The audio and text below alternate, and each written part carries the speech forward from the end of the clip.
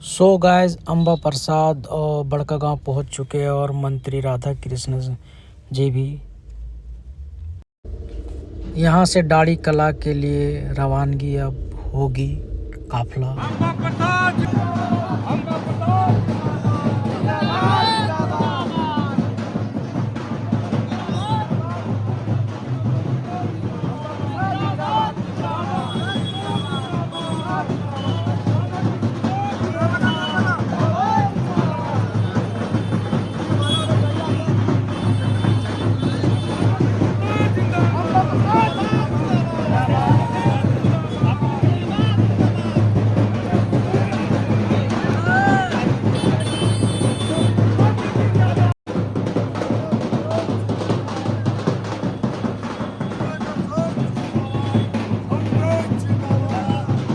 माननीय उत्तर कृषि मंत्री योगेंद्र साहब जी को माला पहनाकर उनका स्वागत करें।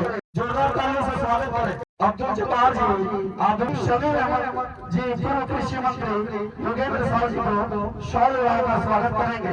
मैं जाति धर्मी से पुनः आग्रह करता हूँ कि आप पूर्व मंत्री सह केंद्रीय सचिव अब्दुल प्रसाद जी को शॉल लगाकर उनका स्वागत। मैं रफूल जी से आग्रह करता हूँ सभी संयुक्त रूप से समिति के सदस्यों द्वारा माननीय मंत्री राधा कृष्ण किशोर जी को बुके देकर स्वागत कर रहे हैं। जोरदार तालियों से स्वागत करें। साथ ही में ताली रात से चल रहा होगा कि आप इसे ज्वाइन करें। बातों से हमें आलिंगन करें। अंबा प्रसाद जिंदाबाद, अंबा प्रसाद जिंदाबाद।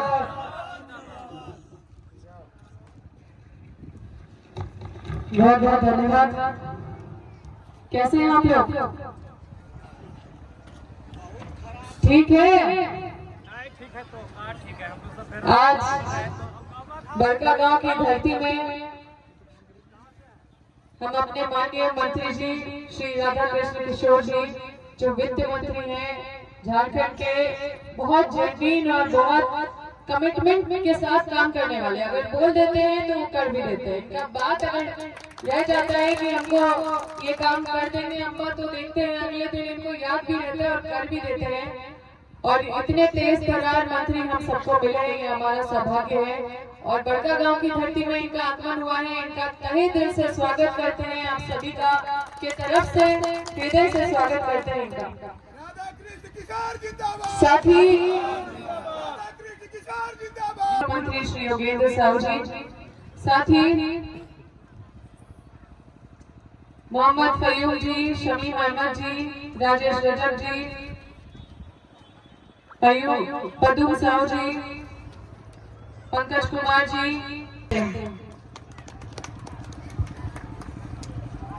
नहीं भी अटेंड कर पाते हैं तो उसको कॉल बैक भी करते हैं। तो आप लोग बिल्कुल ये ना सोचे कि आप वंचित हो गए हैं, आपको वंचित होने नहीं देंगे, क्योंकि हम क्षेत्र की बेटी हैं और आप लोग सबके घर की बेटी। बस यही कहना चाहते हैं। जो विस्थापन का जो समस्या है, जो संघर्ष है, वो पूरा परिवार हम लोग बहुत झेले हैं। ये दर्द महसूस करने वाला दर्द तभी होगा जब आप हमारी जगह पे रह के आप सोचेंगे। जहाँ पे माँ बाप 5-5 साल जेल में रह के आए हैं, अपना पूरा राजनीतिक करियर खत्म कर लिया, जहाँ पे वो चुनाव लड़ सकते थे, जहाँ पे अभी भी वो पूरी तरह से कर्मठ है, अभी भी वो प्रदेश अध्यक्ष और क्या क्या नहीं वो बन सकते थे, लेकिन उन्होंने सब चीज को दांव पे लगा के विस्थापितों के लिए लड़ाई लड़ी और आज हर चीज से दूर हो गए हैं। आज राजनीति से वो चुनाव लड़ने से दूर हो गए हैं। तो ये संघर्ष और ये कुर्बानी, ये बलिदान जो दिया है क्षेत्र की वजह से दिया है। हम तो पापा को कहते थे कि पापा आप इतना बड़ा आंदोलन किए, हम विस्थापित क्षेत्र जाते हैं तो वहाँ पे सब हमसे बोलते हैं कि 15 साल में क्या किया। तो 15 साल में हम लोग कितना दर्द सहे हैं, हम लोग कोई राज नहीं किए हैं। ऐसे ही मंत्री बने और इतने लोग पैर खींचने पे लगे रहे, उनको जेल में भेज दिए, फंसा के फिर जेल से निकले, फिर मेरी माँ भी जेल चली गई। आप लोग तो जानते हैं कि मेरी माँ को राजनीति से कोई मतलब नहीं, लेकिन उनको भी राजनीति में आना पड़ा, उनको भी ये सारा दंश झेलना पड़ा। वो भी बेचारी 5 साल जेल में रही। और उसके बाद हमको भी पढ़ाई छोड़ के आना पड़ा। हम कोई बेरोजगार नहीं बैठे हुए थे साथियों, हम अपना IAS का प्रीलिम्स क्वालिफाई कर लिए थे और मेरा क्वालिफिकेशन आप निकाल के देख लीजिए। हम किसी भी क्षेत्र में आज भी मेरा आत्मविश्वास है कि हम किसी भी क्षेत्र में हम अच्छा कर सकते हैं, क्योंकि हम मेहनती हैं। हम मेहनत करके हम जानते हैं कि बस मेहनत करना होता है और मेहनत हम क्षेत्र में भी करते थे, मेहनत हम एक स्टूडेंट एक विद्यार्थी के तौर पे भी करते थे। लेकिन जब हमको आप लोगों ने दायित्व दिया तो हम यहाँ पे अपना पूरा खून पसीना लगाए और क्षेत्र को सींचने में लगे। जितने भी विधायक रहे मेरे कार्यकाल में, सबसे ज्यादा घूमने वाली विधायक क्षेत्र में, सबसे ज्यादा विकास का योजना क्षेत्र में लाने वाली विधायक के नाम से जाना जाते थे। लेकिन अपनी कमी को अभी भी ढूंढ रहे हैं और जो भी कमी मेरे से हुआ है उसको हम दूर करेंगे, क्योंकि हम लोग आप लोग के हैं और आप लोग मेरे हैं। हम लोग अलग हो नहीं सकते हैं और हम लोग को इतिहास लिखना है। हम लोग यहाँ पे विधायक बनने नहीं आए, हम लोग इतिहास लिखने आए हैं। और यहाँ पे क्योंकि मंत्री जी हैं, मैं चाहूंगी मंत्री जी 2 मिनट आप इस क्षेत्र की समस्या को उससे अवगत हो जाए। सबसे पहले तो आपको मैं बता देती हूँ कि रोजगार, पुनर्वास और मुआवजा, इस सबसे संबंधित कोई भी रुचि या कोई भी ध्यान न केंद्र सरकार को है न कंपनी को है। ये 3 सब्जेक्ट सबसे जरूरी है, रोजगार, पुनर्वास और मुआवजा। ये तीनों चीज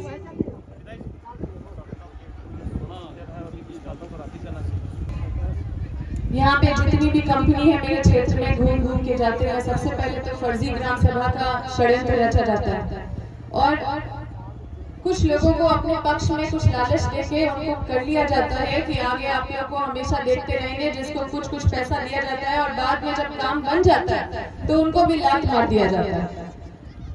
मुआवजा, पुनर्वास, रोजगार, ये तीनों चीज से इनको कोई सरोकार नहीं है। ये तीनों चीज से वंचित हैं यहाँ के सभी लोग जो विस्थापित हैं। उनको क्या चाहिए? उनका तो जो बोलते हैं कि उनको कंपनसेशन देना या उनको क्षतिपूर्ति, जो उनकी क्षति होती है वो भगवान भी क्षतिपूर्ति नहीं कर सकते।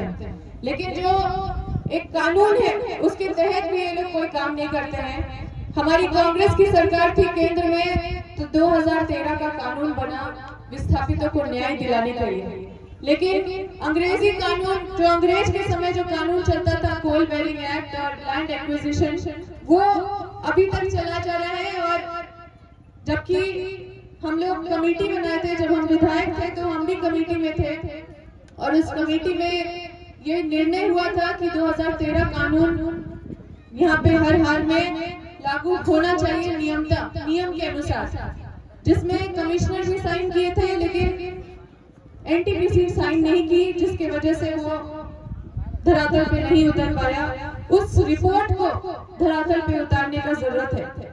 दूसरा चीज है माननीय मंत्री जी कि यहाँ पे कट ऑफ डेट सबसे बड़ा इश्यू है। जो कट ऑफ डेट ये लोग बहुत पहले निर्णय लिए थे कि कंपनी यहाँ पे आएगा, उसी समय का कट ऑफ डेट आज तक चला रहे हैं। जो आज 18 साल के हो गए हैं और जिनका घर आज जा रहा है, उनको 18 साल का मान्यता नहीं मिल रहा है, उनको विस्थापन का मान्यता नहीं मिल रहा है। इस तरह से पूरा परिवार वंचित हो जा रहा है। तीसरा चीज, GM लैंड का बहुत बड़ा घोटाला हो रहा है। हम तो DC मैडम से भी कई बार बैठक किए, मीटिंग किए, बहुत स्तर पे विधानसभा में मामला उठाए, लेकिन सबसे बड़ा मसला ये है कि DC मैडम बोलती है कि हमको समझ में नहीं आता है GM लैंड का पैसा कहाँ है। पैसा कहाँ है? कंपनी बोलता है कि हम लोग GM लैंड का पैसा दे दिए और रेवेन्यू पर बोलता है कि GM लैंड का पैसा तो केंद्र सरकार देगा तब ना देंगे। तो इस मसले को हल करने का जरूरत है माननीय मंत्री जी। आप अगर पर्सनली इसमें लगेंगे तो निश्चित रूप से हमें पूरा विश्वास है, कोई बहुत बड़ा रॉकेट साइंस नहीं है कि जो हल नहीं हो सके। और यहाँ पे GM लैंड खाली कराने के लिए कैश दिया जाता है 3 लाख रुपया, जो अनऑफिशियल होता है और इसी तरह से दे दिया जाता है ताकि लोग कुछ भी संतोष करके वहां से हट जाए। और उसके बाद भी अन्य बहुत सारे इश्यू हैं। ये पूरा जगह ही कृषि प्रधान क्षेत्र है, लेकिन आज शिक्षित किसान के बेटे को भी प्यून का नौकरी करने के लिए ललायित रहना पड़ता है कि नहीं? तो ये पूरा क्षेत्र में किसान पूरी तरह से खत्म कर दिए गए हैं। अब लोगों के पास कोई दूसरा चारा नहीं है, कुछ भी अपना रोजी रोटी कमाने के लिए कोई भी रास्ता निकाल रहे हैं। और हम सबको बहुत संघर्ष करने की जरूरत है, क्योंकि हमें पता है कि ये कोई मामूली कंपनी नहीं है, ये भारत रत्न कंपनी है। इससे लड़ाई लड़ने के लिए आप सबसे भी कहना चाहते हैं कि आप लोग को संगठित रहना पड़ेगा। कोई भी सरकार संगठित लोगों से डरता है। आप लोग सब बिखर जाएंगे तो ये लड़ाई नहीं हो पाएगा। आप देखिए, आज शिक्षक लड़ते हैं तो शिक्षक संगठित होकर लड़ते हैं तो उनका मांग पूरा होता है कि नहीं होता है ना। आज कोई भी आज आंगनबाड़ी सेविका दीदी लोग लड़ती है, पूरा संगठित होकर लड़ती है ना। झारखंड का ही हम उदाहरण दे रहे हैं, तो संगठित होकर लड़ती है तो उनका मांग पूरा होता है। हक और अधिकार इस लड़ाई में, और हम लोग इस लड़ाई में दिल्ली पॉपुलेशन है, कहीं माइका का विस्थापन है। मंत्री जी जरूर कुछ ऐतिहासिक काम करेंगे, ये हमको पूरा भरोसा और विश्वास है। हम बहुत ज्यादा कुछ नहीं बोलेंगे, यही बोल के अपनी वाणी को विराम करते हैं। और हम चाहते हैं कि माननीय मंत्री जी खुद मंच में आए, और जिनको सुनने के लिए सब लोग बहुत देर से यहाँ पे इंतजार कर रहे थे, आके